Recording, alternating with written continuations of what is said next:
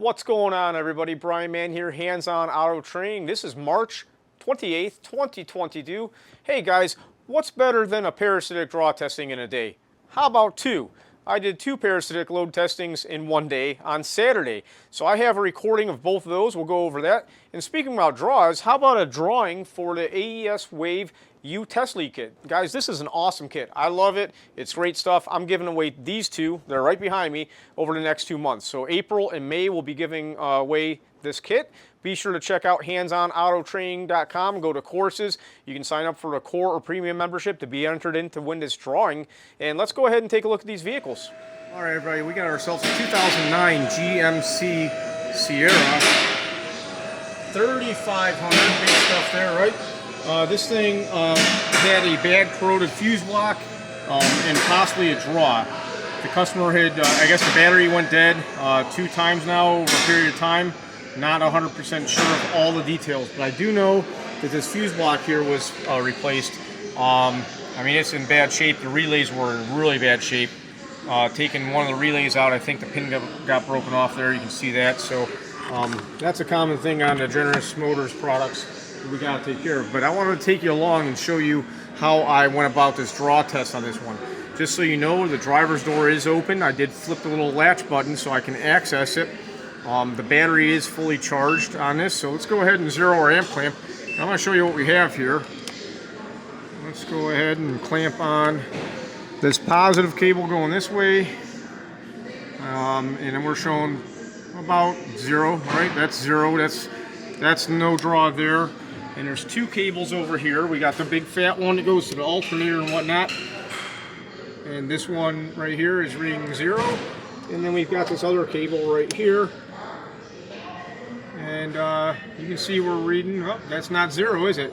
That's 120 milliamps, maybe 130 depending on how I move this thing. Now that wire does go up to the junction block there, and I checked it going down, we had nothing. And then on this wire right here, on this junction block, that goes over and feeds our fuse block. So we can actually go over here and see that same draw that we just had over there. And you can see we are reading about 160 milliamps. Now I did do millivolt drop testing across all these fuses, all the mini fuses that I could access, and they're all 0. I did not pull any J-case fuses. So then we go over here to our fuse blocks. We got the one on the floor and this one, and guys, I got lucky because I started on this fuse block here. And I'm going to see if I can rig up this camera to show you the voltmeter and me testing so you guys can see what I see. That's going to be hard. Well, that's not going to work. But I want to show you, these are the fuses we were millivolt drop testing over here. Very difficult for me to get the camera in here. And I'm going to get you guys on a chair here, get you on the driver's seat so you can watch the readings we have. I want you to see here,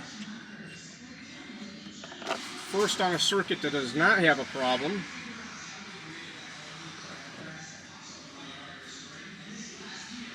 You can see we're down to 0 millivolts. All right. Now let's go to our circuit that does have the problem that I found. And that is 0.6 millivolts. So if you can see 0.6, it may be hard to see on the screen there, but there is a decimal point right there, and we're reading 0.6 millivolts. And guys, that is for a courtesy fuse.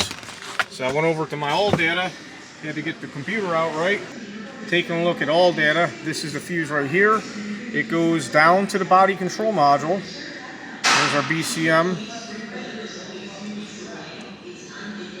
It goes to the body control module, but it also breaks off and goes to a roof beacon switch. So it goes down to the BCM, over up this way to the roof beacon switch. And guys, I don't even know what a roof beacon switch is.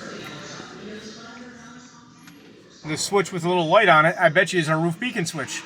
We go ahead and turn this off, and we can go back and do the millivolt drop testing across our fuse. But even before we do that, I want you to see our clamp meter is down to 0.03. So that's 30 milliamps. So we're in good shape. 0.02, that is 20 milliamps. It's actually dropping down more, so that is good. And we'll go back here and do our millivolt drop test across our fuse and show you that it does read 0 when we got this thing fixed. So going across that same fuse.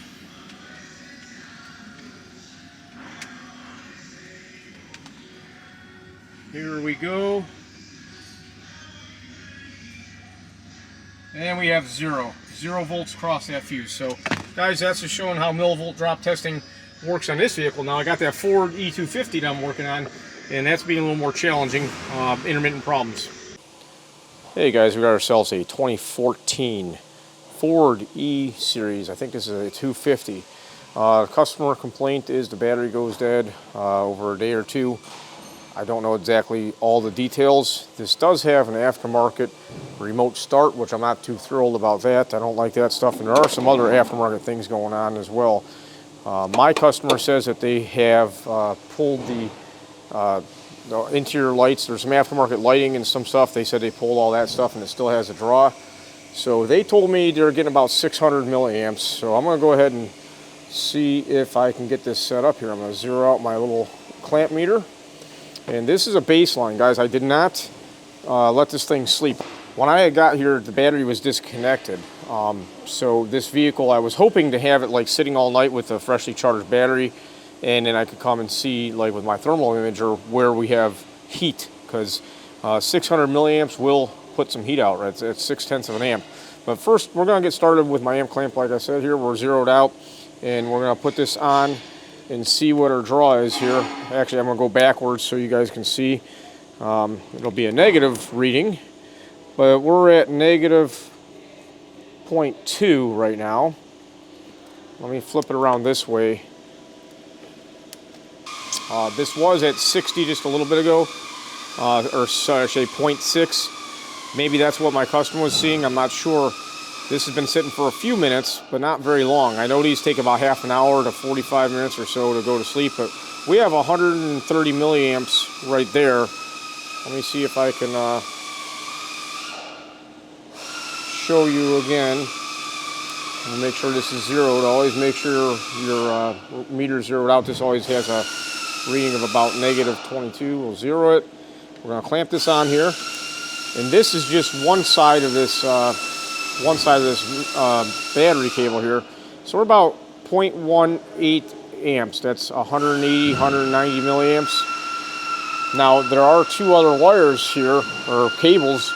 These are the heavier gauge ones. One goes to the alternator and one goes down to the starter. We got to get around those two and check. And climb up in here. Now this will be going backwards on these because I can't quite make my meter see what I have there. And we have nothing there, 0.01. And this is the other one. And 0.01, so about 0. I'm sorry you guys can't see that, but I'm going to let this thing sit for a little while longer, and I might even just keep this clamp meter, handy dandy clamp meter right here, because I want to monitor this. It could be popping up. This does have, like I said, an aftermarket alarm, and let's see here. You can see we're at 180 milliamps, 0.18 amps. That is too much. We should be down around less than 60 milliamps is my little standard. Sometimes you'll see cars, I guess some BMWs and stuff might have 80 or more, but that's not common, not too common. So we're gonna let this sit. I'll show you the inside. I don't want to disturb this. Guys, there is a big fuse block by the smart junction box down there. And this does have a door switch that will mess everything up if I open it. I wasn't able to quickly find a way to keep that door switch from being, I guess, clamp closed. This does have a Garmin thing, and it does have this style remote. A little alarm. That's probably no good, right? I don't like that, but we're going to go ahead and let this thing sit for a while because that's what you got to do. All right, everybody. It's been about 20 minutes, and we are down on this meter, this clamp meter, to about 50 milliamps, 40 milliamps. You know, this is not the most accurate thing in the whole wide world. We know that. I'm going to zero it out one more time and try again. I'm hoping we don't have an intermittent problem. And I'm also hoping that my technician didn't, now it's up about 0.08, 0.09. This is not the most accurate. So when you get really down low, you got to really pay attention to what's going on here. Let's try that again. Make sure. So I was around 0.6, 0.5 before. It's not the most accurate thing. 60 or 70 milliamps is not going to kill this battery in a day or two. I'm going to go back and verify with my customer some more details. I did take a poke around.